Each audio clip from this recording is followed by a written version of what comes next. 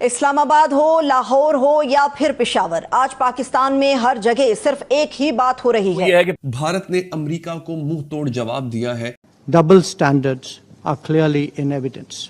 The Indian government is accusing both the EU and the US of double standards, of hypocrisy. India feels it has been unfairly singled out because China, for instance, is buying even more crude oil from Russia.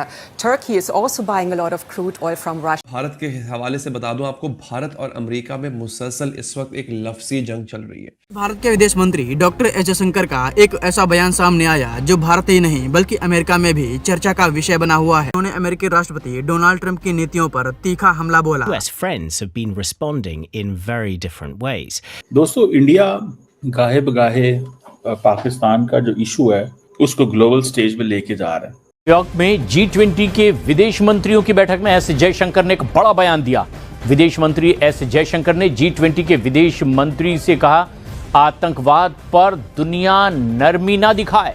Jaishankar ने साफ कर दिया कि दुनिया के देश आतंकवाद पर किसी को रियायत ना दें। क्या हुआ कि हम देख रहे हैं कि जो गुर्बत की शरह, जो हम पहले कह रहे थे कि कुछ या महंगाई की शरह कुछ कम हो गई थी, अब हम देख रहे हैं कि गुर्बत की शरह फिर से बढ़ना शुरू हो चुकी है। दोस्तों, एक हिस्टोरिक माइलस्टोन है इंडिया के डिजिटल पेमेंट रेवोल्यूशन के लिए। कतर 8th कंट्री बन गया है जहां यूपीआई, हमारा जो इंडिजिनस यूनिफाइड पेमेंट इंटरफेस है, वो फुल्ली अडॉप्ट हो चुका है।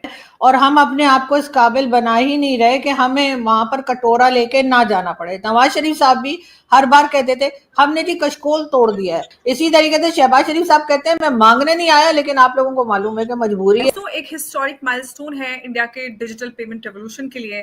कतर 8th कंट्री बन गया है जहां यूपीआई, हमारा जो इंडिजिनस यूनिफाइड पेमेंट इंटरफेस है, वो फुल्ली अडॉप्ट हो चुका है। तो साथ ही साथ फिर बलूचिस्तान में जो जुल्म हम खुद कर रहे हैं उसके बारे में भी बता दें। साथ ही साथ केपीके में जो जुल्म हो रहा है उसके बारे में भी बता दें। हमने अफगानिस्तान के साथ क्या किया वो भी बता दें। तो अगर बात ही कर रहे हैं तो फिर सभी की बात करें।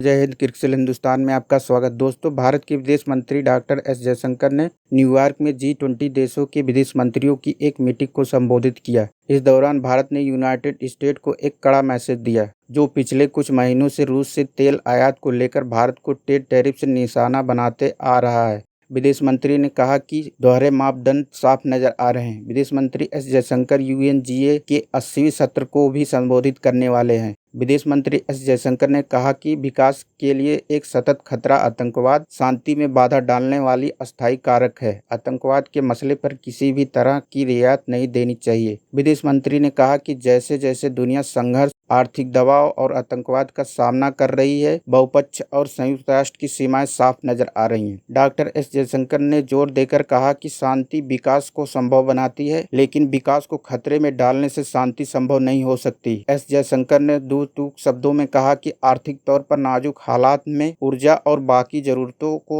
और अनिश्चित बनाने से किसी को कोई फायदा नहीं होगा। तो चलिए वीडियो देखते हैं। अगर चैनल पर नए हैं तो प्लीज चैनल को सब्सक्राइब करके वीडियो के कमेंट सेक्शन में अपनी राय जरूर बताएं। जहां जाते हैं वहां पर लाइन शुरू होती है नेगोशिएशन की, और भारत का जो रिस्पॉन्स है इन सारी चीजों में बहुत ही ज्यादा इक्वली स्ट्रेटेजिक है। प्रधानमंत्री मोदी बहुत ही मेजर्ड वे में रिएक्ट करते हैं। पहली बात तो रिएक्ट करते ही नहीं, अगर करते हैं तो बहुत मेजर्ड होता है। ऊपर से जयशंकर जी, आपको मालूम है डिप्लोमेसी की सारी किताबें इस बंदे ने फाड़ के फेंक दी हैं। वो डिप्लोमेटिक कंपोजर रखते हैं, जवाब ऐसा देते हैं कि मीडिया हफ्तों तक नहीं महीनों तक उसके बारे में बात करती है। यही होती है चेस गेम, जहां पर आप इमोशनल आउटबर्स्ट नहीं करते, कैलकुलेट करते हैं, सोचते हैं कि मेरी चाल क्या होगी, उसके बाद अगले की चाल क्या होगी, उसके बाद आप स्टेटमेंट देते हैं। क्या आप इमेजिन कर सकते थे कि भारत की टीम जाती है अमेरिका में और वो ट्रेड और H1B वीजा के ऊपर बात ही नहीं करती, वो सीधा जाते हैं इक्वली स्ट्रेटेजिक रिलेशनशिप के ऊपर। इसको बोलते हैं मेजर्ड रिस्पॉन्स, जो मोदी जी और मोदी जी की टीम देती है। अब की इनसाइट्स क्या है? ये जो दोनों कंट्रीज की अब मीटिंग हो रही है, दोनों कंट्री ने बोल दिया हम अफोर्ड नहीं कर सकते अपने रिलेशनशिप को ब्रेक करना। अमेरिका को भारत की जरूरत है, चाइना को काउंटर करना है इंडो पैसिफिक में। भारत को भी जरूरत है अमेरिका की, उनके टेक्नोलॉजी की, उनके मार्केट एक्सेस की। इसीलिए हम दोनों ने बात करनी शुरू कर दी है, why not again go back to our relationship, जिसके ऊपर 25 साल लगाए हैं भारत और अमेरिका ने इसको डेवलप करने के लिए। उससे पहले तो अमेरिका का जो जितना भी थिंक टैंक था वो तो पाकिस्तान के जो ये हैं डिक्टेटर्स हैं उनके साथ वो रिलेशनशिप बनाते रहे, लेकिन पिछले 20-25 सालों में ये चीज़ें चेंज हुई हैं और 10 सालों में तो बिल्कुल ही ट्रांसफॉर्म हो गई हैं। अब मेरी असेसमेंट क्या है? मेरी असेसमेंट ये बोलती है कि इंडिया यूएस के जो रिलेशंस हैं अब ये थोड़े से वॉलेटाइल आपको दिखेंगे, लेकिन जो ट्रेड डील है वो नवंबर तक साइन हो जाएगी, ये गारंटीड है। ये अमेरिका से इंडिकेशंस आने शुरू हो गए और जयशंकर जी के साथ भी उन्होंने बोला है कि अगले 1 या 2 महीनों में हम ये ट्रेड डील साइन कर लेंगे, जहां पर आपकी भी जीत और हमारी भी जीत। दोस्तों, एक हिस्टोरिक माइलस्टोन है इंडिया के डिजिटल पेमेंट रेवोल्यूशन के लिए। कतर 8th कंट्री बन गया है जहां यूपीआई, हमारा जो इंडिजिनस यूनिफाइड पेमेंट इंटरफेस है, वो फुल्ली अडॉप्ट हो चुका है।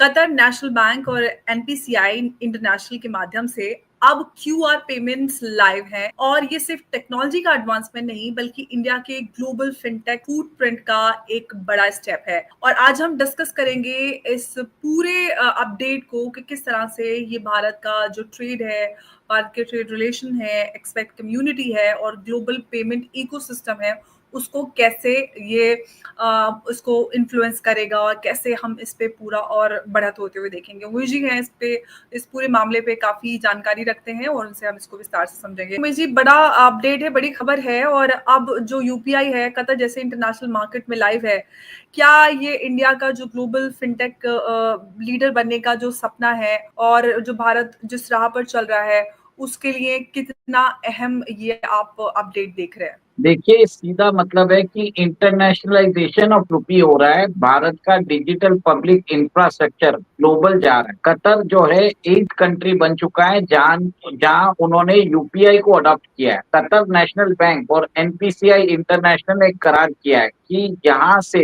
अगर इंडियन ट्रेवलर कतर जाते हैं वो उधर क्यूआर कोड के स्कैनिंग के हिसाब से वो वहां पे जाके खर्चा कर सकते हैं। यहाँ पे इनका रुपी डिडक्ट हो जाएगा। कतर में जो मर्चेंट्स है उनको कतरी रियाल में पेमेंट मिल जाएगा। इससे क्या होगा, क्रॉस बॉर्डर जो पेमेंट सिस्टम है तो बहुत आसानी हो जाएगी इंडिया के ट्रेवलर्स को। अभी देखिए, कतर 8वां कंट्री है, उसके अलावा Bhutan, France, Mauritius, Nepal, Singapore, Sri Lanka और यूएई के अंदर ऑलरेडी ये सिस्टम चालू है, ऑपरेशनल है। अब देखिए, कतर एक तरह से गल्फ में सेकेंड नेशन है जिसने इसको चालू किया है। अंबर जी, इसके अंदर आप देखिए कि कतर के साथ हम फ्री ट्रेड एग्रीमेंट की भी बात कर रहे हैं। इससे क्या होगा, दोनों देशों के बीच में पीपल टू पीपल एक्सचेंज बढ़ेगा। पीपल टू पीपल एक्सचेंज बढ़ने से यहाँ पे क्या होगा कि लोगों के बीच में ज्यादा ट्रांजैक्शंस होंगे और इसी के अंदर जब बायलैटरल ट्रांजैक्शंस बढ़ते हैं और उसके अंदर अगर आप यूपीआई में कर रहे हो तो दोनों के बीच में ट्रेड बढ़ जाएगा। ये बहुत बड़ी बात है। सेकेंड, आप ये देखिए कि भारत अभी चाहता है कि उसका डिजिटल पब्लिक इंफ्रास्ट्रक्चर है ग्लोबल हो जाए। अभी और 4 कंट्रीज के साथ बात की जा रही है जिसमें थाईलैंड है, मलेशिया है, यूके है और ओमान है। इनके साथ भी मेरे ख्याल से ईयर एंड तक मोस्ट प्रोबेबली यूपीआई वहां पे भी चालू हो जाएगा। मालदीव्स है, ट्रिनिडाड एंड टोबैको है और मॉरिशस है। इनके साथ हमने इनिशियल एग्रीमेंट इस साल चालू किया है और मोस्ट प्रोबेबली अगले साल 2026 में वहां पे भी चालू हो जाएगा। अभी सोचिए 8 कंट्रीज में चालू है यूपीआई और यूपीआई 20 बिलियन ट्रांजैक्शंस करता है पर मंथ। वर्ल्ड के अंदर सबसे ज्यादा जो ट्रांजैक्शंस है डिजिटल ट्रांजैक्शन वो यूपीआई करता है। सेकेंड, आप देखिए 25 लाख करोड़ का एक तरह से ट्रांजैक्शन अमाउंट होता है। बहुत बड़ी बात है ये। इससे मतलब आप समझ लीजिए जिससे जो ट्रांजैक्शन है सेकंड में पूरा होता है। इससे बहुत फर्क पड़ने वाला है और भारत के जो लोग वहाँ पे जो काम करते हैं, अपना रेमिटेंसेस भेजते हैं, पहले वो डॉलर में भेजते थे। डॉलर में भेजने से उनको वहाँ पे कन्वर्शन चार्जेस लगता था, वापस डॉलर से रुपीज में वापस कन्वर्शन चार्जेस लगता था, वो बच जाएगा। इसमें छोटा सा चार्ज लगेगा। सेकेंड, आप ये देखेंगे कि जो पेमेंट है भारत के अंदर वो सेकेंड्स में हो जाएगा। Ambar ji, this is a very important step और कतर के अंदर अगर देखें तो भारत के बहुत सारे पर्यटक उधर जाते हैं। इससे इंटरनेशनलाइजेशन ऑफ रुपी हो रहा है ग्लोबलाइजेशन ऑफ यूपीआई हो रहा है और जी। एक तरह से भारत का जो रुतबा है, भारत का यूपीआई है, वो इंटरनेशनली स्विफ्ट को भी रिप्लेस कर सकता है एक दिन। देखिए जी, मैं अभी हम यही सिर्फ सवाल उमेश जी आपसे करना भी चाह रही थी कि आपको क्या लगता है कि इस मूव से इंडियन जो डायस्पोरा है और बिजनेस जो ट्रांजैक्शंस होती हैं, उसमें हम कोई मेजरेबल चेंज हम इसमें देखेंगे और क्या जो ट्रेड और रेमिटेंसेस हैं, उनका फ्लो और ज़्यादा बढ़ेगा? देखिए सबसे पहले तो अभी सिर्फ रेमिटेंसेस पे कर रहे हैं, अभी हम इनवॉइसिंग भी चालू करेंगे, इनवॉइसिंग भी चालू कर दिया है रुपीस के अंदर। अब क्या है कि अगर हम यूपीआई के अंदर हमें सारे बैंक्स को जोड़ना पड़ेगा। आज भारत अभी वो नेक्स्ट स्टेप करेगा जिसके अंदर हमने already we have already started remittances